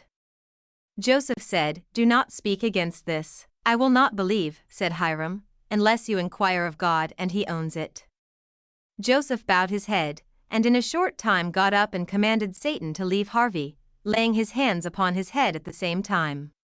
At that very instant an old man said to weigh 214 pounds sitting in the window turned a complete somersault in the house and came his back across a bench and lay helpless. Joseph told Lyman to cast Satan out. He did. The man's name was Lehman Copley, formerly a Quaker, Shaker. The evil spirit left him and as quick lightning Harvey Green fell bound and screamed like a panther. Satan was cast out of him. But immediately entered someone else. This continued all day and the greater part of the night. But to return to the meeting, Joseph said, "Now if you elders have sinned it will do you no good to preach if you have not repented. Heman, Bassett you sit still the devil wants to sift you." Then he ordained Jacob Scott and some others to the high priesthood. He came to Zebedee, Coltrane and myself and told us that we had another calling as high as any man in the house. I was glad for that, for I was so scared I would not stir without his liberty for all the world. I knew the things I had seen was not made. Joseph said that John was to tarry until Christ came. He is now with the 10 tribes preaching to them, and when we can get ready for them they will come. Joseph Smith called Lyman White, and laid his hands on his head and say what God should tell him to say. He did, and the blessing was so long I cannot write it. After this we went down to the house and heard Harvey Whitlock say when Hiram Smith said it was not God, he disdained him in his heart, and when the devil was cast out he was convinced it was Satan that was in him and he knew then it. I also heard Harvey Green say that he could not describe the awful feeling he experienced while in the hands of Satan. On June the 5th, 1831, we all assembled on the hill in a field where there was a large concourse of people collected. Lyman White spoke and gave a fine discourse. The prophet Joseph said that from time on the elders would have large congregations to speak to and they must soon take their departure into the regions west. When the meeting was out we went to Gilbert's and Solomon sang some songs and we talked with Brother Whitmer and told him what happened at the conference. He asked me if what Joseph had said was fulfilled about someone seeing the Lord. I told him I considered it so. "Do you?" said he. "Yes, sir," said I. "Were you not there?" I understood him not. When night came Solomon and I, Wheeler Baldwin and some others started to my father's. We walked heavily. Some said that they felt as if they would be seized by Satan. Others that they felt as though the devil and his angels were hanging about them. I kept my feelings to myself, until we came to the mill pond of Mr. Ferdson's about a half or a little over the distance we had to go that night. When we had got against the pond which was about 14 rods across and very deep, I said, "Let us pray." So we all kneeled down and prayed around a circle as soon as the last one got through about 9 o'clock at night and the moon shone brightly. A sudden bray of a jackass was heard about 20 feet behind us. We looked and could see nothing and nothing in the way. It started toward the pond braying all the time. I never had seen one in my life and I know that there was none about there for I was well acquainted there. I heard how they brayed. The most of our company had seen them. This braying continued across the pond and ascended the high hills on the other side until it grew less and less distinct until it got out of hearing. "There," said Brother Baldwin. "This proves to me that this work is true, for we all prayed for assistance, the devil ran away." On the first day of May I met one man who said, I had come on the day I had written I should get back from Missouri. I had not thought of it since I wrote. I was glad of it but was sorry the people had made such destruction of my property. All my property was scattered to the four winds, tools and all for pretended claims, where I owed not 1 cent justly, it cost half to get the rest back or nearly that. I went to painting and working at my trade. I was soon able to clothe myself and built me a wagon. I sold my land to a man from the other part of town that in New Lyme they knew nothing of. I settled with all men there and left and went to Rome, lived a while with John Reed, then went to Chagrin and stopped with Solomon for a few days when the prophet Joseph Smith sent for me. I went and saw him again and had a conversation with him. Heard him tell about him being mobbed in Hiram and how they pulled the hair out of his head, then he showed me the place where they had pulled the hair out of. He said they poured accafortis down him, he thought. I said, while I was in Cleveland I heard some laughing about it, who said the devil must have gotten the better of the Lord that time. I told them I thought he did once before when they killed the Son of God and his disciples too. I did not consider that proved him an impostor. I never saw men so much confounded. I said no more, but all eyes were on me while I stayed at the house. I found Sidney Rigdon enjoying himself better than he did when I stopped to see him on my way back. He then took me by the hand and exclaimed, "You are the favored of the Lord." He said he was chastened but hoped the Lord would be favorable to him. Joseph had now raised him on high. I was glad for him. I told Joseph how I had felt on the way. I also told him about the girl that I left and how sorry I had been that I did not tell him before I went. He said not to mind, that the Lord had a girl for me that would suit me better than she would if I had married her. I hope you will not marry soon. I want you to do some work for me. I told him I would do the work and was soon to work building his desk and room.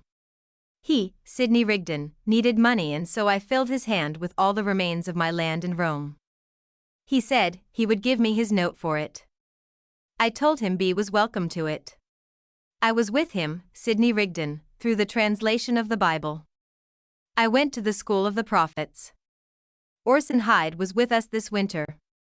After I finished the schoolroom, Joseph offered to let me trade out of Whitney's store. I told him I would pay for all I purchased, and I did do it. The prophet Joseph was often in trouble.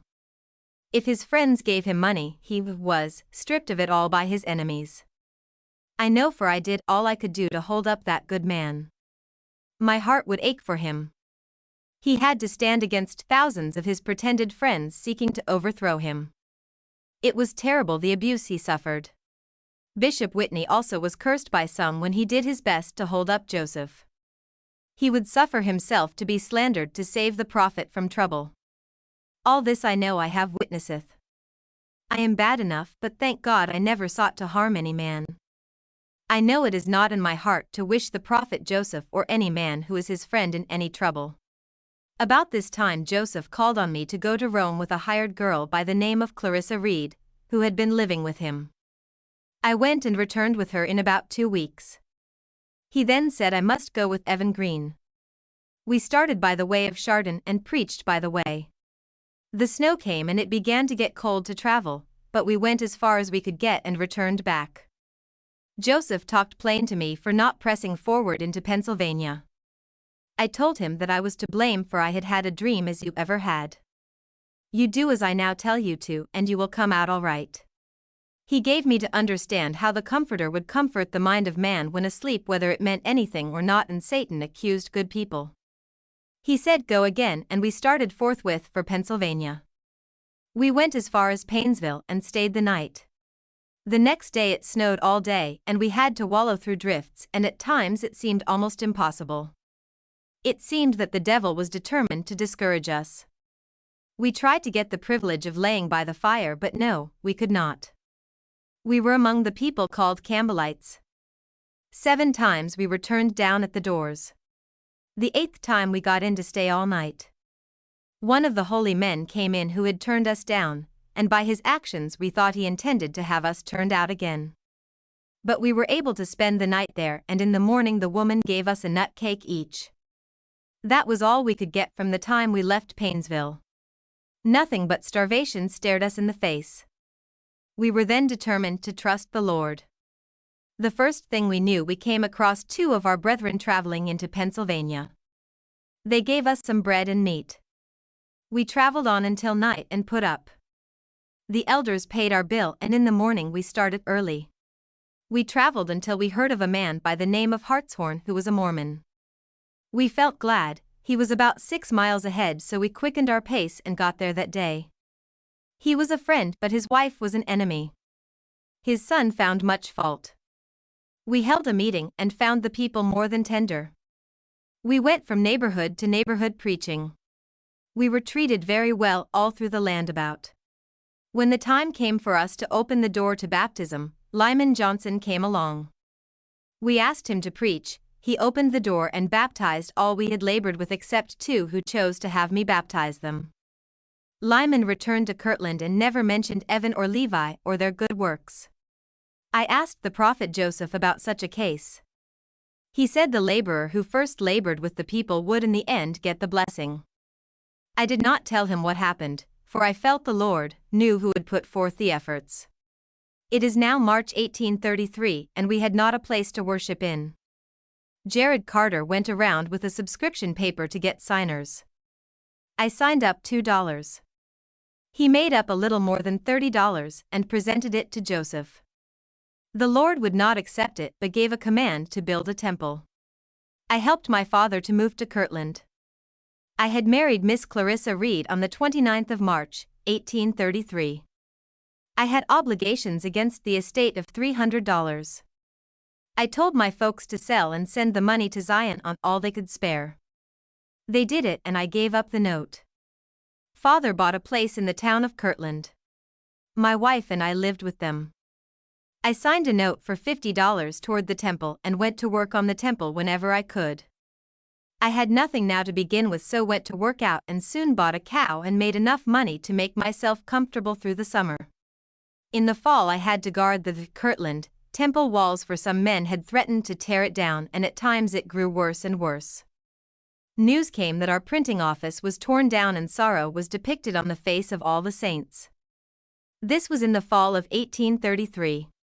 We kept hearing from time to time of the situation of our friends and learned that many were settling in Clay County.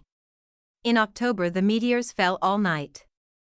Then I began to prophesy, to the astonishment of all my father's house, that God would save our friends, and this is to show us what he can do. Joseph said, "We must go and see them, and if necessary we would fight the mob." He said to me, "Now that you have a wife, don't say you can't go." I said my wife shan't hinder me, and went and bought me a rifle and sword. I armed myself for battle.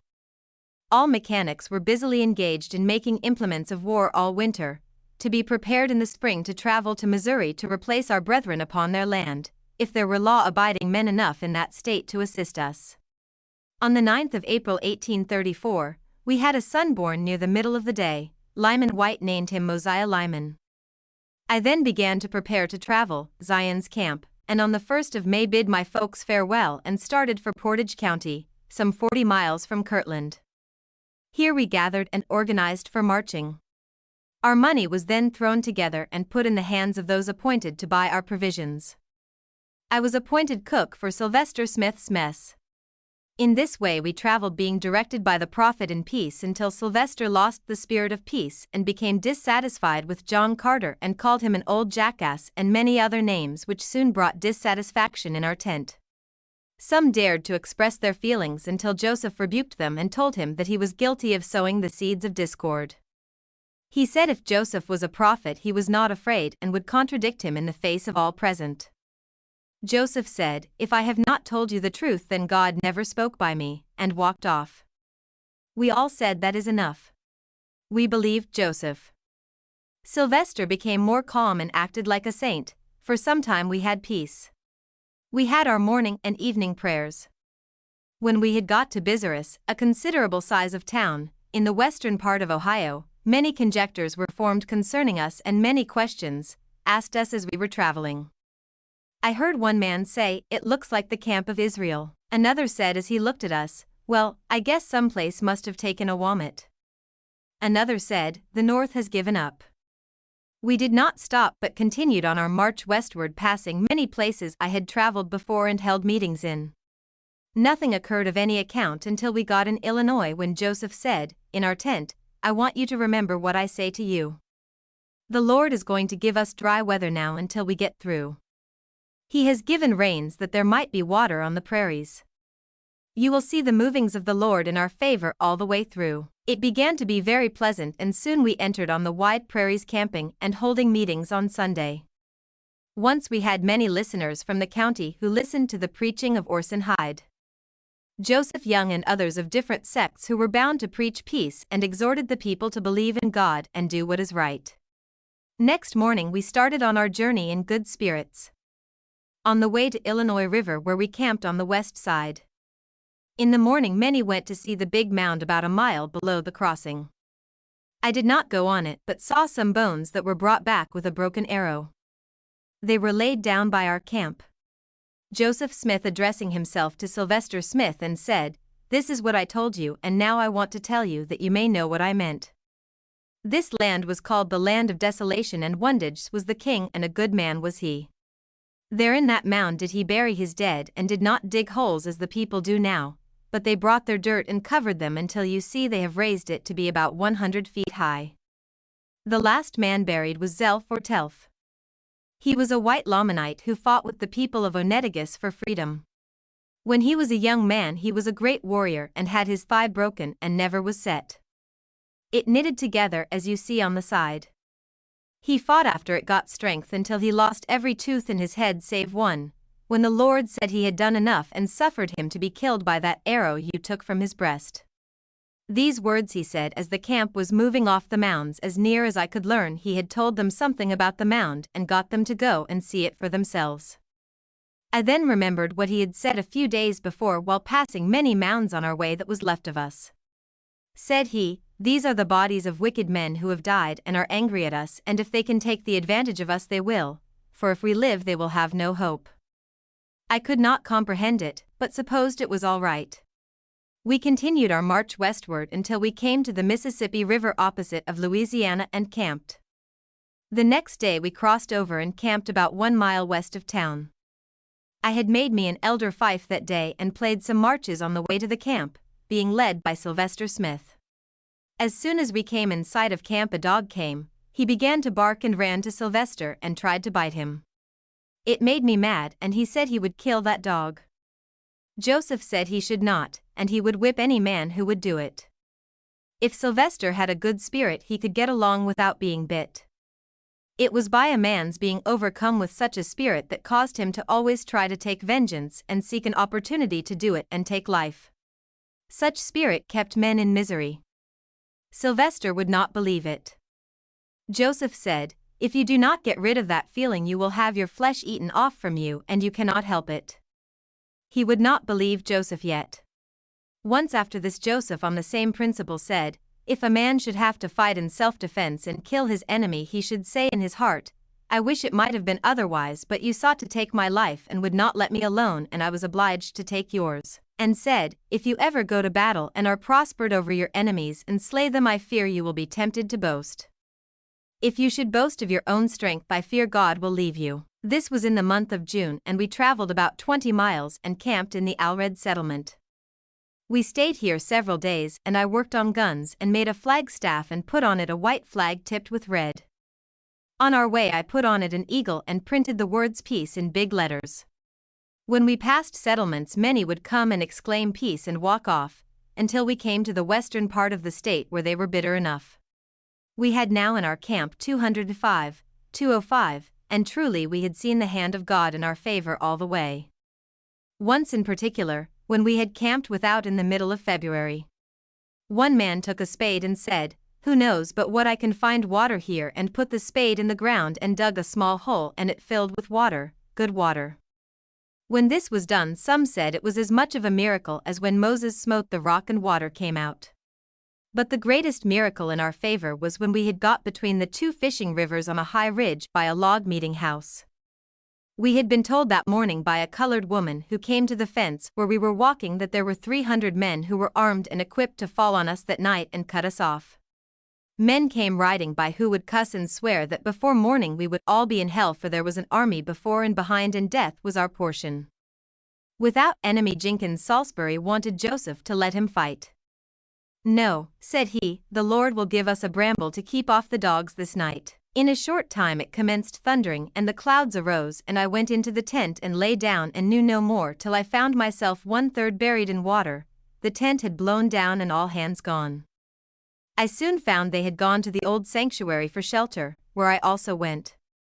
The lightning flashed and thunder roared one continual sound and flash so connected one could hardly hear any interval between the flash and the peal of thunder, as if all the martial bands of drummers of the whole earth had assembled and was beating the bounds of war. We lay on the benches dripping with water till daylight, when we were called to go and discharge our pieces and load anew, which we did, and to our astonishment 2/3, if not more, went off. It was a pleasant morning. We got our breakfast and soon learned that the two branches of the fishing river were so high we could not cross over. The branch west had raised upwards of 40 feet and all boats were gone. We turned our course northward about 3 miles and camped near an old acquaintance of some in our camp. Next day we were visited by a committee from the mob when Lyman Wright, White, explained to them the cause of our coming, and others spoke which appeared to give satisfaction. After the meeting, these of the community went away and Joseph said, "Let us help this man ride up his corn." We all went into the field and straightened up the corn for our friend that the stalk had laid low. I then returned to camp in the morning. My brother Joseph had taken sick, which proved to be the cholera. Joseph Smith went to pray for him and when through said that I must stand aside or I shall smitten of the Lord. He said a scourge must come and I cannot help it. You have murmured in your hearts and told them to fix for moving off. I then heard the revelation which said our sacrifice was accepted, for we had offered our lives as Abraham did.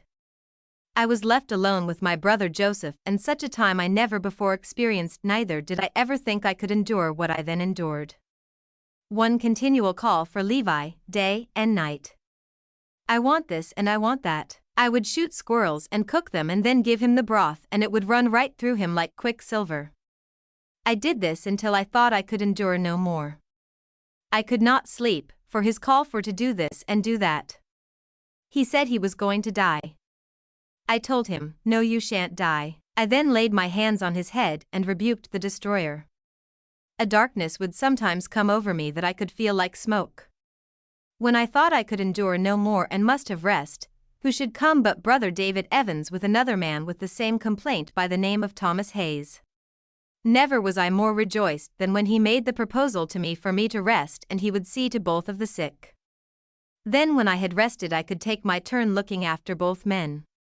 We did this for some time when to my astonishment my brother Solomon Hancock came and he gave us relief by taking Joseph off with him. He told us how many the cholera had off in the camp and how many others lay at death's door. I bid them farewell and went to my sister Sally's who lived in Clay County. From her I learned how she had suffered ever since she was driven from Jackson County because of the loss of all her goods, cattle and cows and just everything. They were poor and so I went to work at my trade again and made the window sash for Mr. Arthur's house. I soon bought me a pony and in September I started for home in Ohio, preaching by the way. I arrived at my father's house in November. I then had to work for hay for my horse and cow. My wife had managed to get along with the baby without running me in debt. Some had to pay many dollars for their wives' debts. I felt thankful for this and loved her dearly. Oh, how sincerely my heart was swollen with joy while I looked on my lovely son. We went to live on our place in the woods where we enjoyed ourselves through the summer. I bought a city lot in town and built a frame house on it 1 story and half, with it all paid. I went to the Hebrew school and paid for my schooling. We boarded Solomon through the winter. In the spring he started for Missouri to see his children. He had learned that his wife was dead and his children were left at the mercy of the people. I worked at my trade through the summer, nearly when I heard that the people of Clay County were about to drive our brethren from that county. It was about this time I received a letter from Solomon saying he had married another wife and was going to Missouri. I saw the prophet Joseph Smith and he told me to take Fanny Alger and go. I offered my place for sale and sold it before night. I made me a wagon of wood and got it iron-rimmed on the wheels for Solomon, and we started the latter part of August for his father-in-law's and got there about the 1st of September 1836. We stayed there about 1 week or more and then started for Missouri. We stopped in Illinois 2 weeks and laid a floor for a man. He gave us money. We went on to his folks and I went to work for grain, and in November I bought me a farm in Caldwell County. I built a house 16 feet square of logs and a small one for a shop. I hired rails made and fenced 4 acres and planted it to corn. I built a brush fence around my pasture. I bought and paid for 10 acres in the city of Far West and partly paid for a city lot near the Temple Block, where I desired living. I had in all 60 acres of good land besides my city lot paid for. I had cows, hogs, and 1 good mare, sheep and hens aplenty, and was in a good way to live with plenty to eat. When I got weary I would take my babe and my little boy on my lap and sing to them these verses. Here, far in the realm of Missouri I'll sit and sing and tell a story how many trials I have passed over before I found this dwelling in peace.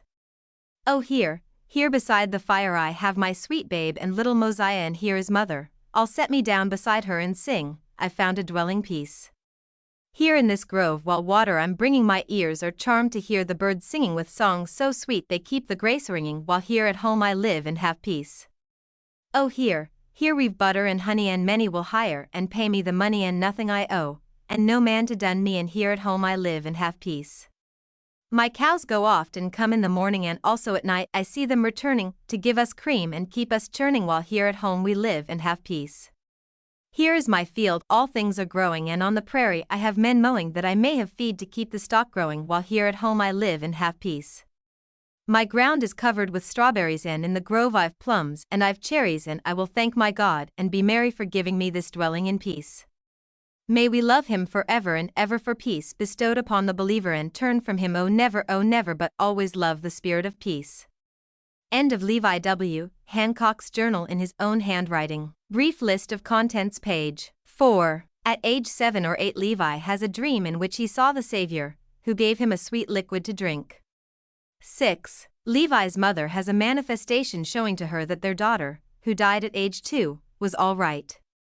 The mother had been concerned since the little girl died before she had been baptized by their minister.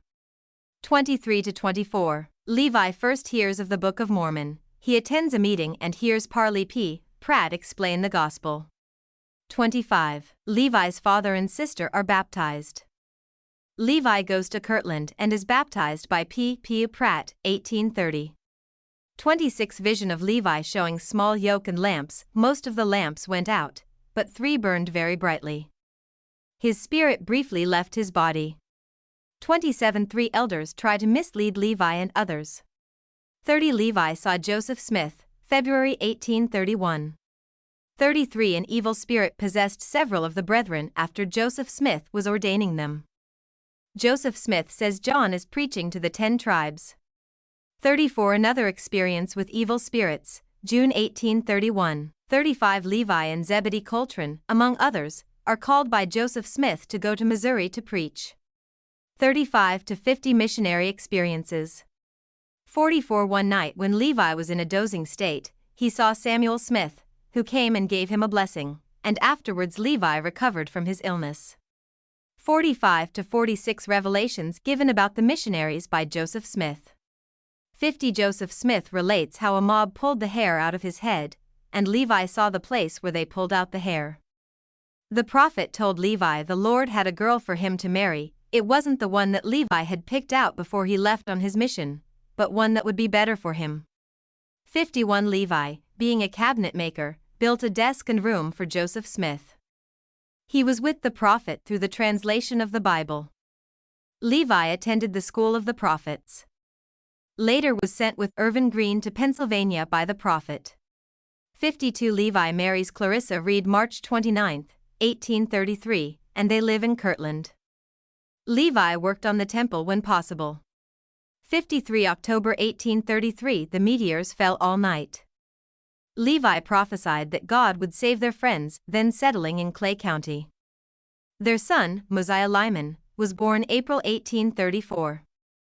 Levi, Joseph Smith, and many others leave for Missouri. Zion's Camp. 54. Joseph Smith prophesies, after much wet weather, that the weather conditions will dry up and be more favorable for them to travel. They pass through a burial ground with several mounds, and Joseph Smith explains that it was for Book of Mormon people. Some bones with an arrow in them were found, and the prophet explained that they were those of a white Lamanite named Zelph, the last one buried. 55. Joseph Smith tells a little about killing and wars.